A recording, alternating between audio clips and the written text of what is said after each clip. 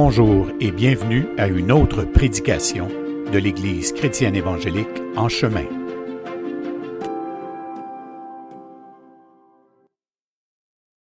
Donc, ça fait plaisir d'être là. Aujourd'hui, on est à la séance 100. C'est pas une joke, je vous le jure. On est à la séance 100 de cette étude sur la lettre de Paul aux Romains. Séance 100. J'aime ça le dire, il me semble, je ne me suis jamais rendu là. Compter jusqu'à 100. Là.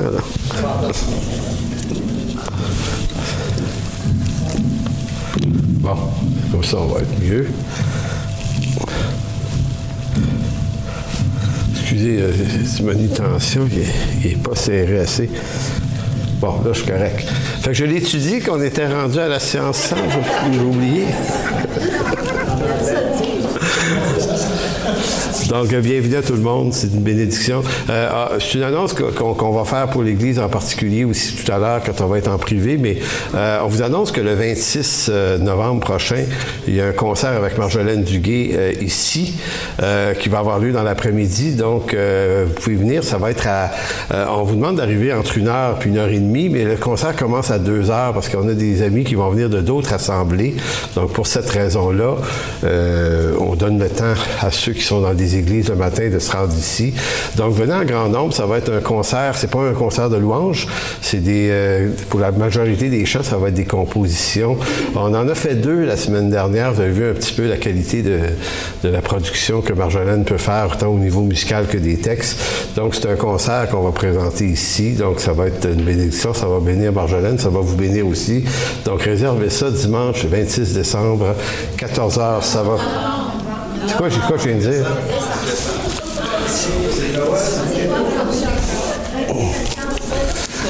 Je vais laver ça avec une gorgée d'eau. Donc, on m'a dit que je m'étais trompé. Effectivement, c'est pas décembre, c'est novembre. Donc, pour le reste, bienvenue à cette 100e séance, il faut que je le dise plusieurs fois, de la lettre de Paul aux Romains, qu'on devrait terminer en 2023, mais en 2024, en janvier prochain, on commence une nouvelle série qui va être sur l'Évangile de Jean. Donc, encore là, on va être pendant probablement 3 ans. C'est ça que ça a pris pour Romain. Puis Jean est plus grand et plus long. En tout cas, on va essayer de ne pas faire ça 5 ans quand même. Mais de toute façon, l'approche qu'on a dans l'enseignement, c'est de ne pas choisir nous-mêmes des thématiques, mais de laisser un livre de la Bible choisir pour nous, en parcourant le texte. Donc, ça permet d'exposer beaucoup de faits bibliques importants que si on avait le choix, quelquefois, on n'aborderait pas. Donc, voilà la raison pourquoi on fait ça. Donc, Évangile de Jean, ça va être ça. Puis les études du jeudi soir, en ce moment, je fais une étude qui s'appelle « La persécution, l'Église et le disciple », qui va se terminer quelque part au début décembre. Décembre, oui, c'est ça, je ne vais pas me tromper de mois encore. Mais en fin janvier, il y a une nouvelle série qui va commencer. Ça va être sur le livre des Proverbes, la prochaine série. Donc, on ne fera pas le livre des Proverbes au complet, mais on va prendre des thématiques importantes dans le livre des Proverbes, une 12aine environ, puis on va les parcourir à chaque semaine. Ce livre des Proverbes, c'est un livre extrêmement complet qui parle de tellement de choses en rapport avec la sagesse. Donc, pour aujourd'hui, on est dans Romains 15, verset 4. Donc, je vous lis le texte. Or, tout ce qui a été écrit d'avance, donc tout ce qui a été écrit d'avance, mettez-vous dans la perspective de l'apôtre Paul. Le Nouveau Testament n'est pas encore complété au moment où il écrit ça. Donc lui, il a en tête l'Ancien Testament. Donc, tout ce qui a été écrit d'avance l'a été pour notre instruction, afin que par la patience et par la consolation que donne l'Écriture, ou les Écritures, nous possédions l'espérance. L'espérance, c'est la chose que tous les humains recherchent. Avoir de l'espoir, parce que ce monde instable nous en donne peu. Donc, ce qu'il y a de particulier avec notre Dieu, c'est qu'il fait toutes choses avancer. Ça, c'est intéressant parce que Paul dit, ça a été écrit d'avance. Ça a été écrit d'avance en vue de quoi?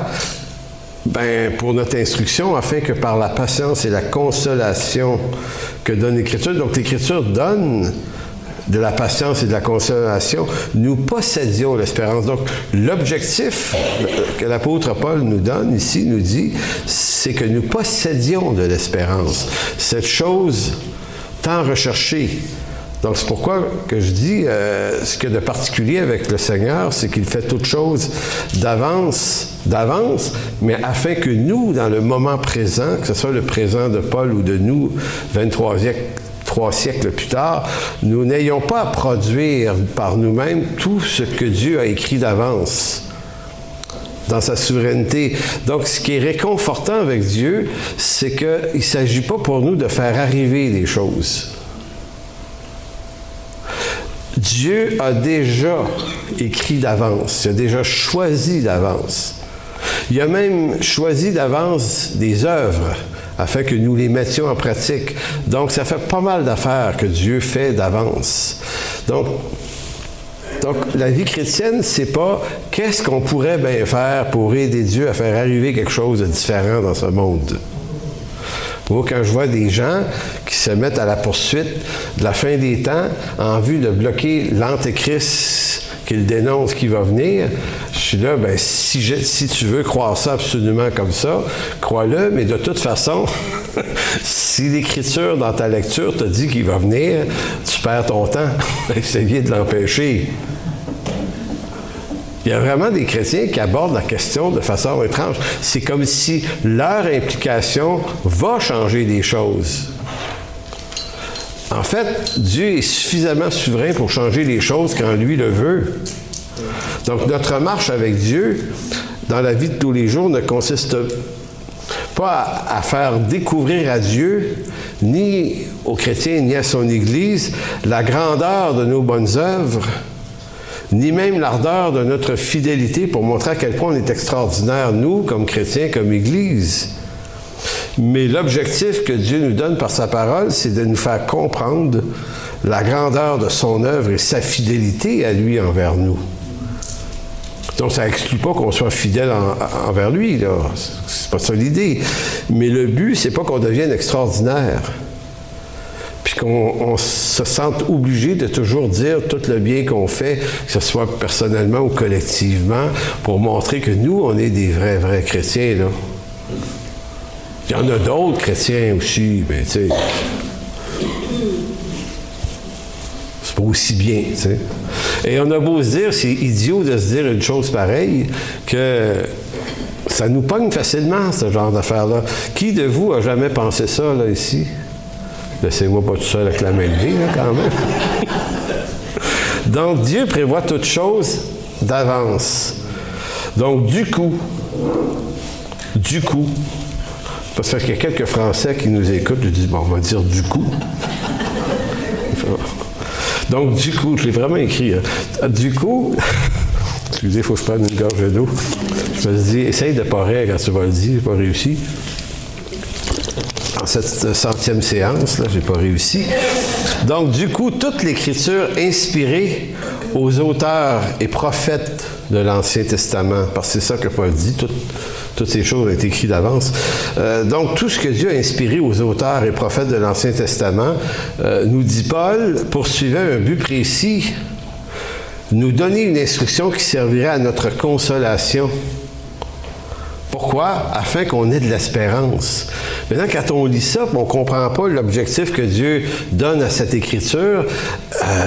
L'Écriture aussi, elle peut être solidement déprimante. Des fois, tu dis qu'il se passe des affaires assez, là, quand même. Donc, par l'Écriture, puis par l'Écriture à laquelle Paul fait référence, on parle des livres historiques, le Pentateuque, les 5 premiers livres, tous les livres historiques, c'est mémoire bonne, il y en a 17. Après ça, la loi de Moïse, les livres poétiques, les livres prophétiques. Par tout ça, Paul dit, Dieu a voulu nous raconter non seulement l'histoire du chaos et de la perdition de l'homme, parce que c'est ce que ça nous raconte, ces livres-là, mais Dieu a aussi voulu et surtout nous dire comment il nous sauve de cette terrible perdition et de cette vie si décourageante. Donc, si vous êtes découragé quelquefois, qui est découragé des fois? Je vais encore lever ma main, hein? Ça m'arrive. Bon, pas plus que ça? OK. Merci d'avoir levé votre main, ça m'encourage. Moi, découragé. Donc, si vous êtes découragé de ce qui vous arrive, ou à la limite, vous êtes découragé de vous-même,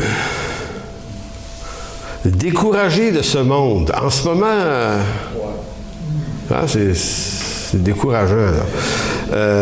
Découragé de ces guerres, découragé de ces débâcles financières, de ces dérives écologiques, découragé de la corruption des politiciens, si vous avez l'amère impression que notre monde s'en va nulle part, sinon dans le mur, moi, c'est mon sentiment, là. Mais c'est pas à cause de ce qui se passe en ce moment, c'est la trajectoire de cette histoire. Ça va de moins en moins bien. Donc, si vous avez un peu de découragement, sachez que vous êtes des gens lucides. Vous êtes lucides. Car plus on regarde ce monde, moins on y trouve de l'espoir. Donc, ce qui ramène le texte de Paul dans Romains 15, Dieu a écrit d'avance ces choses pour qu'on ait de l'espérance. Donc, notre espérance, c'est certainement pas en pensant que ce monde va régler ses affaires. Ce monde va se détruire de plus en plus.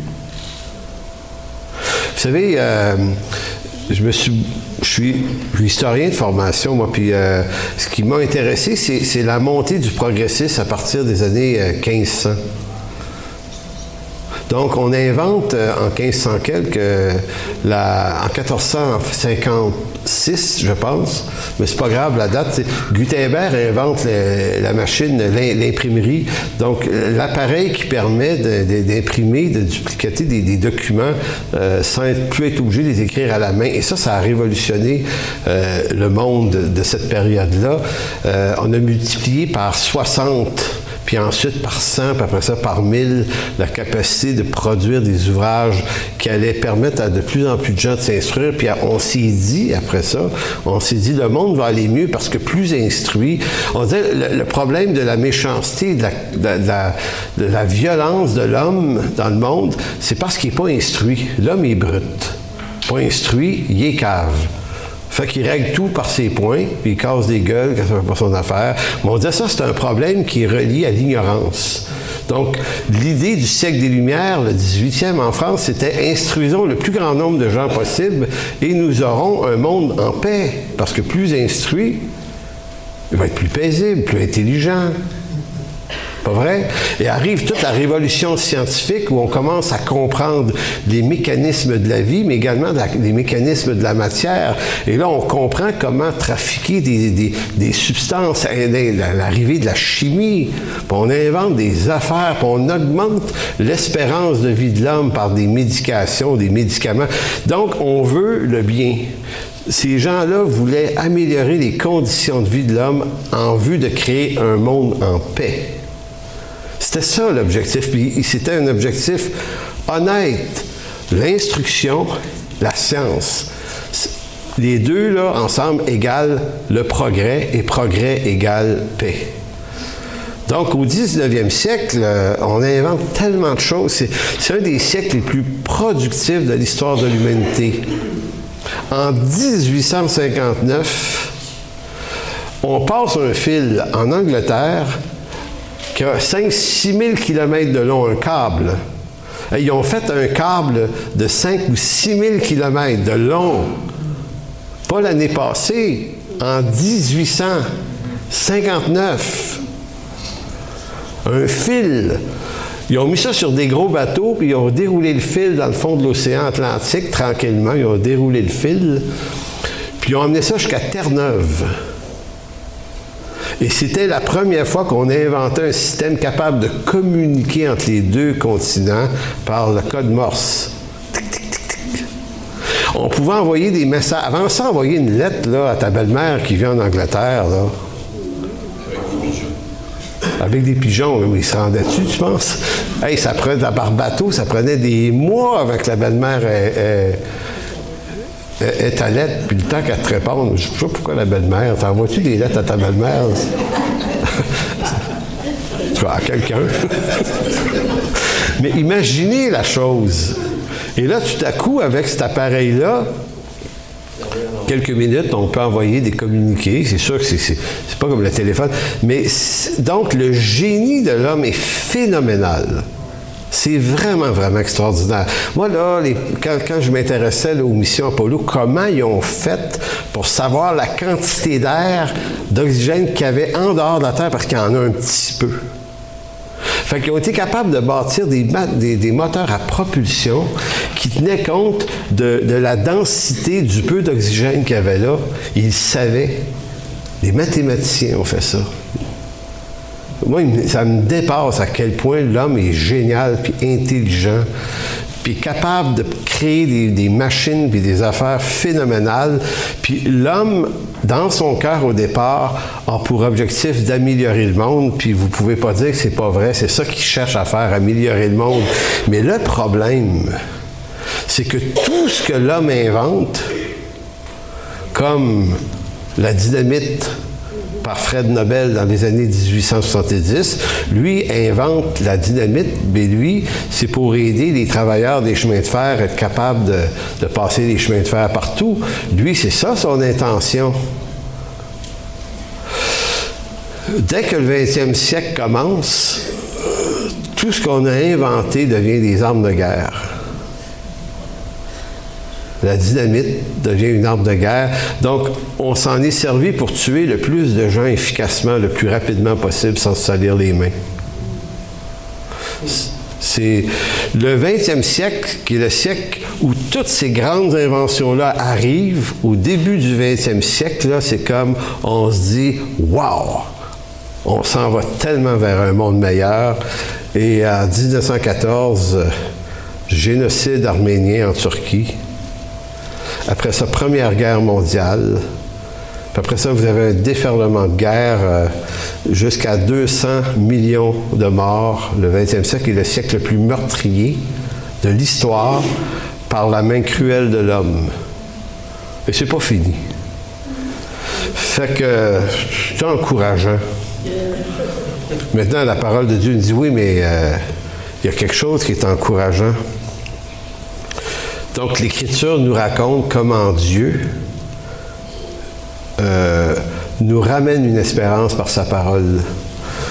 Donc, ce monde est en crise depuis l'avènement de la chute adamique. Événement qui fait rigoler les athées, qui fait rigoler les grands intellectuels, parce que quand ils entendent la théorie chrétienne de la chute adamique et l'entrée du péché dans le monde, ça les fait rire, parce que ça paraît un petit peu mythologique, un petit peu naïf de croire des trucs comme ça. Je me suis déjà fait dire ça. Tu crois ça, toi? Tu sais, à l'université, quand j'étais là, tu sais, étudiant en histoire, puis ah ouais, tu crois ça, toi? Puis j'ai dit, ben ouais, mais j'ai dit, j'y crois, mais j'ai une preuve. Ah oui, laquelle? Alors, regarde le monde, puis il se conduit exactement en résultat de cet événement-là. Donc, il y a des échos. Donc, voyez-vous, la chute adamique, peu importe ce qu'en pensent les grands intellectuels, c'est la meilleure explication. C'est l'explication la plus cohérente sur l'origine du chaos dans lequel on est. C'est que l'homme, aussi bon veut-il être, est incapable d'améliorer le monde, qui chaque décennie s'empire et s'empire et s'empire. Et il faut être très, très naïf pour penser que ça va se mettre à changer tout à coup. Pourtant, l'homme n'est-il pas capable de générosité, de courage, de résilience, d'intelligence? Est-il capable de créativité? Il est capable aussi d'amour, de renoncement. Certes, l'homme est toutes ces choses. Or, le chaos, toutefois, domine sur toutes ses bonnes intentions.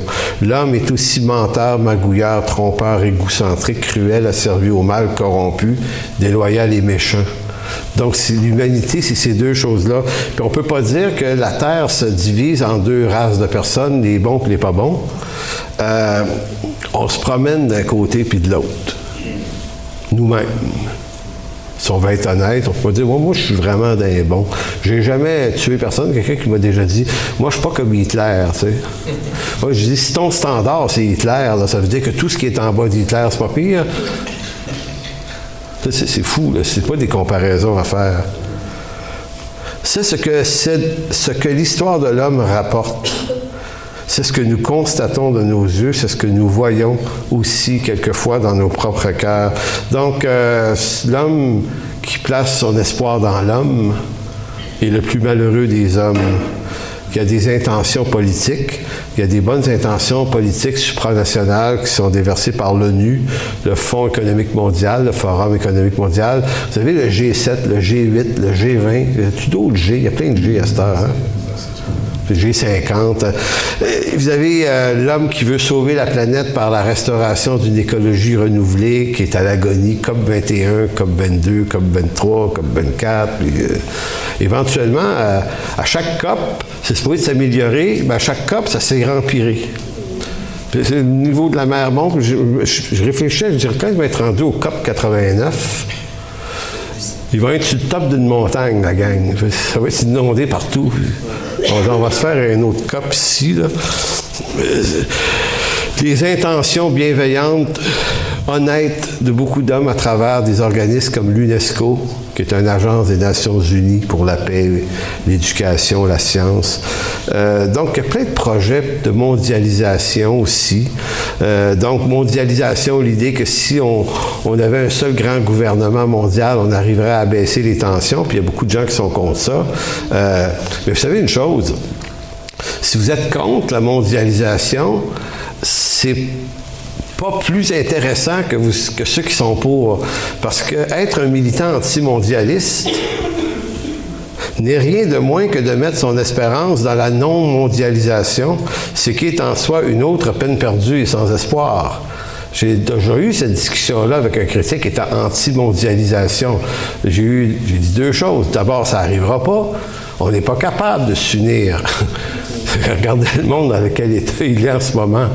Parce que l'homme n'a jamais été aussi instruit, mais il n'a jamais été aussi capable de violence et de cruauté aussi à grande échelle. 55 millions d'avortements par année. Ça, c'est le chiffre d'il y a 10 ans. Sans compter les génocides, les guerres, les meurtres, les crimes. Et on est dans une société qui est tellement buzzée, c'est tellement tough à assumer qu'il y a une partie de la population qui se gèle la tête. On légalise le pot, là, on commence à légaliser plein d'affaires. On est obligé d'ouvrir des piqueries partout. On ne peut plus arrêter ça. C'est une vague. Les gens ne sont pas capables d'assumer la réalité humaine. Ça va tellement mal que beaucoup de gens décrochent. Il n'y a pas juste des étudiants secondaires 4 et 5 qui décrochent. Il y a des parents qui décrochent. Il y a toutes sortes de monde qui décrochent parce qu'il n'y a pas d'espoir. Donc, constater qu'il n'y a pas d'espoir, c'est une forme de lucidité, mais sans l'espoir du Seigneur Jésus-Christ qui nous sauve, je ne sais pas en quoi tu crois, là. Donc, tu vas dire, OK, moi, je suis contre la mondialisation. C'est pas bon, ça. OK? Donc, tu es contre la mondialisation. Donc, tu es pourquoi? Ben, je suis pour la pas mondialisation. OK? Ça amène quelle solution, ça? C'est bon. Ben, c'est ça. Tu sais, que tu sois pour ou contre, anyway. Le problème d'être pour ou contre, c'est que tu es encore en train de mettre ton espoir dans quelque chose en bas ici. Tournez dans Jérémie 17. Puisque Paul disait, ces choses ont été écrites pour notre instruction, afin que nous possédions l'espérance. J'ai coupé le verset un peu, là. Jérémie, c'est un texte qu'on connaît bien dans l'Ancien Testament. « Ainsi parle l'Éternel, maudit soit l'homme qui se confie dans l'homme, qui prend la chair pour son appui et qui détourne son cœur de l'Éternel. Il est comme un misérable dans le désert, il ne voit point arriver le bonheur. Il habite des lieux brûlés du désert, une terre salée et sans habitants. » Verset 7. « Mais béni soit l'homme qui se confie en l'Éternel et dont l'Éternel est l'espérance. Qu'avait dit Paul dans Romains 15, 4? Que le but, c'est l'espérance. Béni soit l'homme qui se confie en l'Éternel et dont l'Éternel est l'espérance. Il est comme un arbre planté près des eaux qui étend ses racines vers le courant. Il n'aperçoit point la chaleur quand elle vient. Son feuillage reste vert. Dans l'année de la sécheresse, il n'a point de crainte et il ne cesse de porter du fruit. Donc, c'est pas parce que notre monde est chaotique et désespérant que nous, on doit être vidé de tout espoir. Et si on participe au désespoir de cette vie, c'est peut-être parce qu'on ne se nourrit pas suffisamment de la parole qui devrait restaurer notre espoir, mais dans autre chose que dans l'homme. Psaume 84, verset 10. Toi, tu es notre bouclier. Vois, ô Dieu, et regarde la face de ton oint. Mieux vaut un jour dans tes parvis que 1000 ailleurs. Je préfère me tenir sur le seuil de la maison de mon Dieu plutôt que d'habiter sous la tente de la méchanceté. Qu'est-ce qu'on peut comprendre de ce texte-là pour notre temps aujourd'hui? C'est que si ça te démoralise la méchanceté de ce monde, ben, fixe tes regards dans les parvis du Seigneur.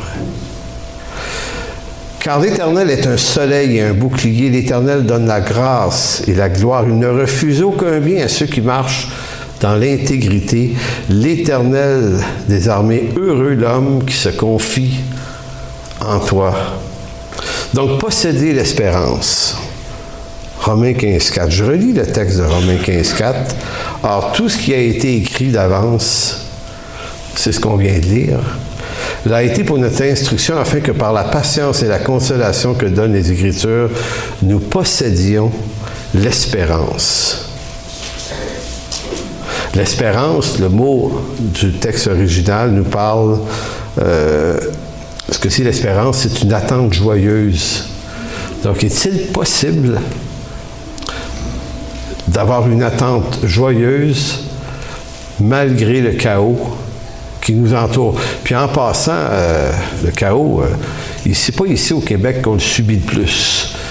France et moi, hier, on soupait avec des personnes qu'on a rencontrées via ses cours. Elle est enseignante de français pour des immigrants. Puis on était invités par un couple qui peut-être nous écoute aujourd'hui d'ailleurs. Vous avez dit qu'ils nous écouteraient peut-être. Puis ils viennent d'un pays où c'est que ça brasse. Là. Puis ils nous disaient à quel point on est bien ici. Ils ont une petite fille, là. Ils disent, on est content pour notre petite fille. Elle peut aller à l'école, là, gratuitement. Et chez nous, c'est une fortune. Instruire notre enfant pour lui donner une instruction pour qu'il fasse quelque chose de sa vie. Ici, l'autobus vient la chercher devant la maison. Ces gens-là sont admiratifs de la grâce qu'on a de vivre dans un pays où coule le lait et le miel. Ça m'agace, les chrétiens qui gossent contre nos gouvernements tout le temps.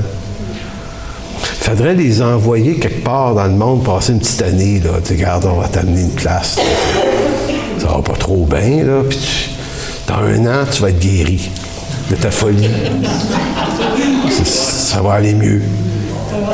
C'est pas que ça va extrêmement bien ici, il y a des problèmes. C'est gros problème. Le maire de Québec s'ostine avec monsieur le premier ministre pour le tramway. Okay, ça va mal, là. Ça va mal, là. Il y a le REM qui a eu une petite panne cette semaine. Hey, ça va-tu mal au Québec? Ça va mal. C'est effrayant comment ça va mal. Qu'est-ce qu'il y a d'autre comme problème? Hein? Le 3e lien, oui. Puis les hôpitaux. C'est pas que ça va super effrayamment bien, mais je veux dire, c'est comme... moi, je suis allé 8-9 fois en Afrique, et puis ça m'a guéri, là. J'ai vu une madame qui avait marché 4-5 heures venir à l'église une fois avec ses enfants. Le pasteur là-bas, Koudjo, me disait, elle vient de... Elle part à 6 heures le matin, elle.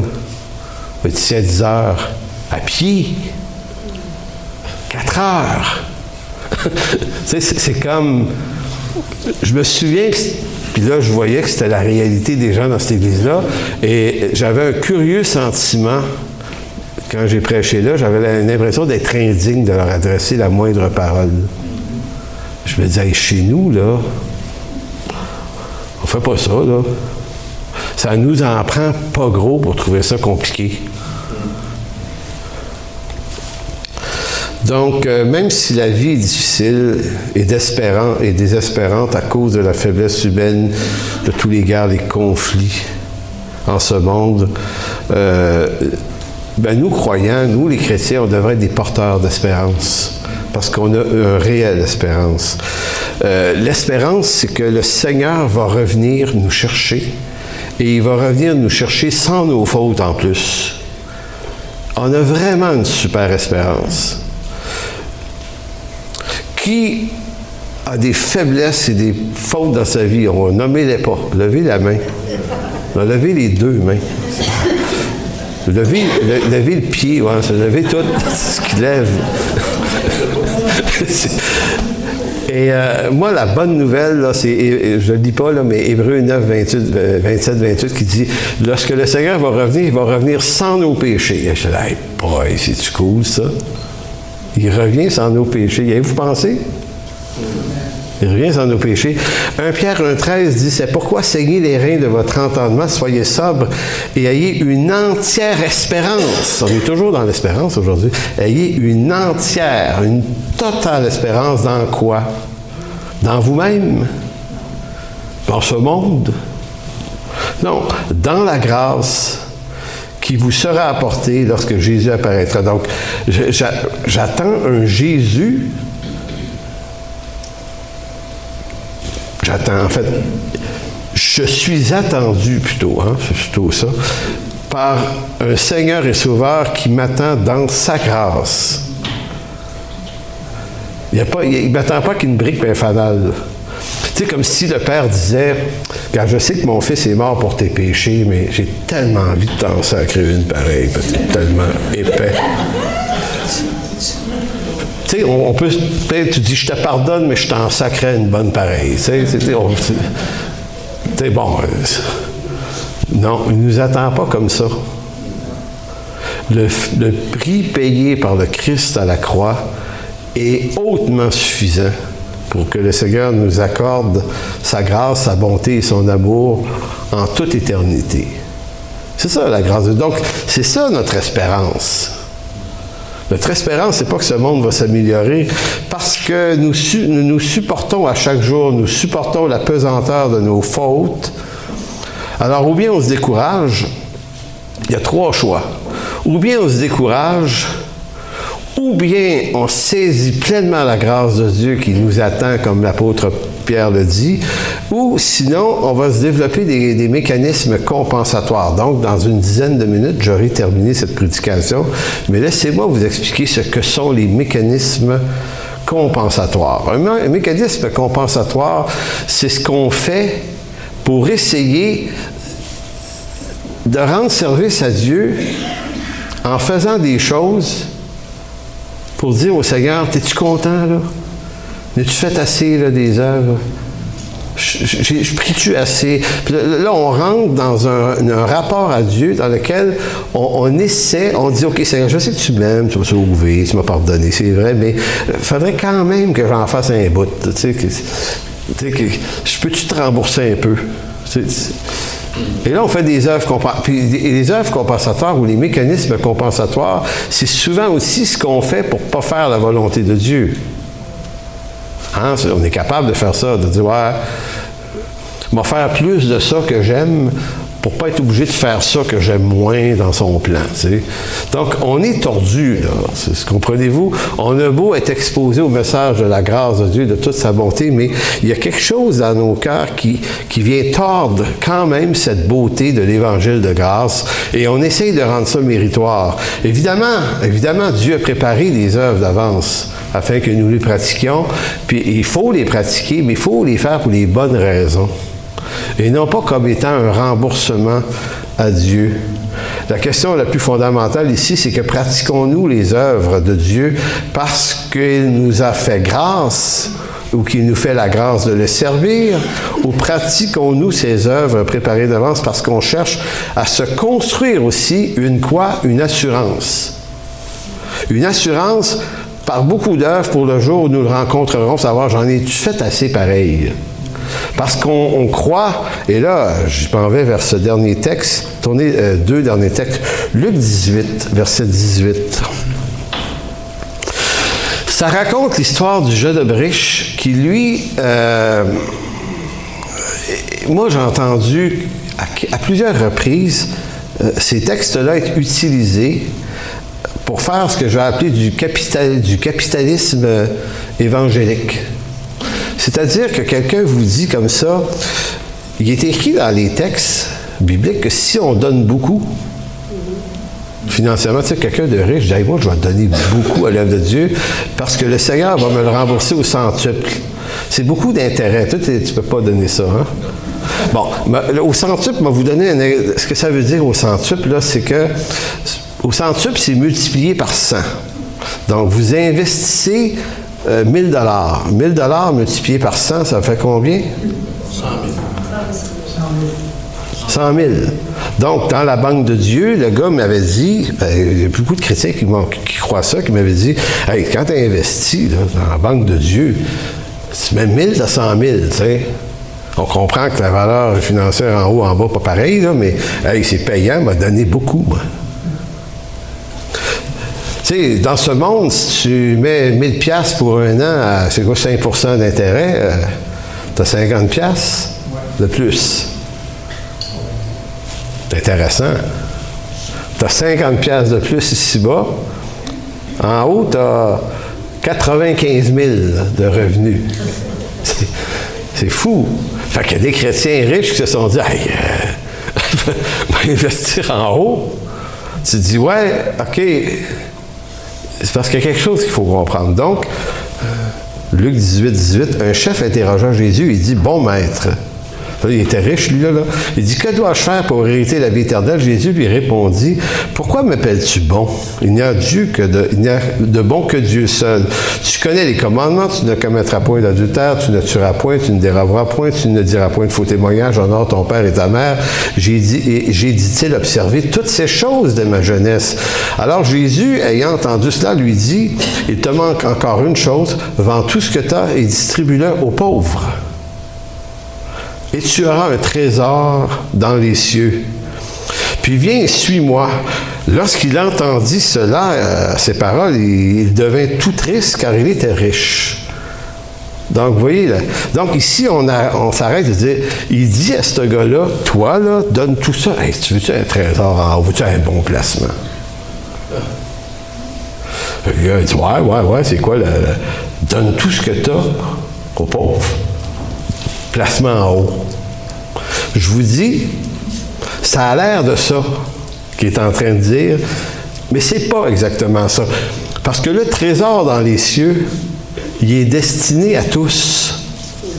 Alors si on dit que c'est juste le riche qui donne beaucoup, qui a un trésor plus grand que les autres, on est en train de ramasser le capitalisme nord-américain et occidental, on met ça dans l'Évangile. Ça a fait... Écoutez, il faut donner. C'est le cœur de Dieu. Mais si on donne dans cet esprit-là, c'est pas l'esprit que le Seigneur voulait dire. Et pourquoi? Verset 28 du même texte. C'est les apôtres qui entendent ça.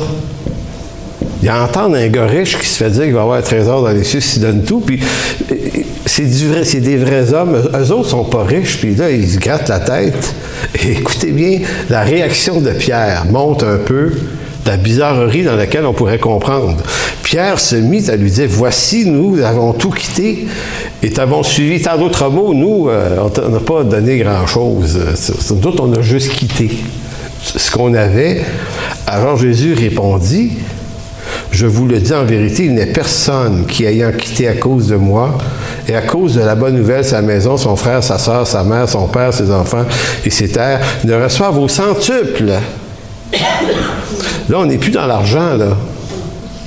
Je ne sais pas si vous avez vu la passe, là. C'est pas une question de somme. Ne reçoivent multiplié par 100, présentement, dans ce siècle-ci, des maisons, des frères, des sœurs, des mères, des enfants et des terres avec des persécutions. Et dans le siècle à venir, la vie éternelle. Plusieurs des premiers seront les derniers, et plusieurs des derniers seront les premiers. Donc, nous, on a pensé que c'était un investissement multiplié par 100. Là, je vous dis, c'est peut-être pas votre cas. J'ai entendu vraiment des croyants lancer cette idée-là. Je soutiens beaucoup d'affaires parce que je vais être remboursé au centuple. Et moi, à l'époque, je disais, une bonne idée. Si tout est investi dans nos projets, on va te le faire à croire, tu sais. Tout le monde a le droit au même trésor dans le ciel parce que le ciel n'est pas capitaliste. Ça n'aurait aucun bon sens que Dieu, dans ce monde injuste, ait fait en sorte qu'il y ait des très riches et des très pauvres et que les très riches ont exploité les pauvres et que les riches, quand ils se convertissent, peuvent investir dans le ciel pour être éternellement encore plus riches que les pauvres qui n'auront pas pu investir autant. Ça serait ça que ça veut dire. Fait que moi, pendant des années, je ne l'avais pas vu. Je me disais, puis dernièrement, j'ai allumé, je dis, c'est pas l'Évangile, ça. Pourquoi? Marc chapitre 12, verset 41. La réponse est là. Jésus s'étant assis, vis-à-vis du tronc, regardait comment la foule y mettait de l'argent. On est encore dans le fric. On est 2 chapitres après l'histoire du riche. Là. Plusieurs riches mettaient beaucoup. Alors, on dit, au centuple. Il vint aussi une pauvre veuve. Elle y mit 2 petites pièces, faisant 1/4 de sou. Là, tu dis, aller au centuple, ça ne vaut pas grand-chose rendu en haut. Là, on est tellement comme ça que les gens devaient regarder la pauvre madame et dire, pauvre, elle ne peut pas donner beaucoup. Et là, c'est comme tu as envie de dire merci Seigneur de m'avoir fait si riche pour pouvoir transporter mes gains si bas dans la banque d'en haut. C'est tellement niaiseux. Fait que plusieurs, les riches mettaient beaucoup. Mais alors Jésus, ayant appelé ses disciples, leur dit, je vous le dis, en vérité, cette pauvre veuve a donné plus qu'aucun d'eux.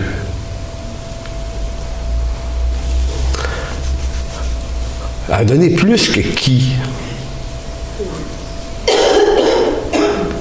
A donné plus que les riches qui ont donné beaucoup plus qu'elle. Donc, on devrait être en train de comprendre que l'idée que le superflu, tu te dis, moi, je vais vivre grassement, puis il va te donner un peu de superflu, ça va être bien correct. Mais... Donc, je suis en train d'être bien ici, puis je suis en train d'être préparé un super domaine au ciel. Tu dis, non. Cette femme-là a donné plus qu'aucun d'eux qui ont mis dans le tronc. Car tous ont mis de leur superflu, mais elle a mis son nécessaire. Tout ce qu'elle possédait, tout ce qu'elle avait pour vivre. Et donc, à quoi le Seigneur accorde la valeur? C'est ça, au fond, la grande question. Est-ce qu'il accorde la valeur à nos œuvres comme si c'était si extraordinaire? Je veux juste vous rappeler, et on termine là-dessus, on va relire le psaume 84, verset 12, 84, 12. Tout à l'heure, on a commencé à lire au verset 10. « Car l'Éternel est un soleil et un bouclier. L'Éternel donne la grâce et la paix. Il ne refuse aucun bien à ceux qui marchent dans l'intégrité. » L'intégrité, là, ça veut dire que même malgré tout ce qu'on est, là, être vrai, là, arrêter de mentir, de magouiller, faire du copinage, de la non-intégrité, là. Ceux qui marchent dans l'intégrité ne refusent aucun bien. L'Éternel des armées, heureux ceux qui se confient en toi. Si je conclus sur le texte du départ, qui est tellement important, c'est que notre espérance n'est pas dans ce qu'on rapporte au Seigneur. Et si on fait des œuvres et on doit répondre aux œuvres que Dieu nous appelle, on doit soutenir l'œuvre de Dieu, pas parce que ça nous rapporte au ciel plus que d'autres, mais parce que c'est la volonté de Dieu. Donc, on doit répondre, apprendre à juste marcher avec Dieu dans l'obéissance et l'intégrité. Ça ne va pas améliorer notre éternité parce que c'est déjà une hyper grande bénédiction. Donc, mon assurance à moi, là, et votre assurance à vous, c'est pas dans ce que vous allez faire d'extraordinaire ici-bas, même si c'est fort utile de le faire. Notre espérance, elle est dans la grâce qui va nous être accordée lorsqu'on va apparaître devant lui.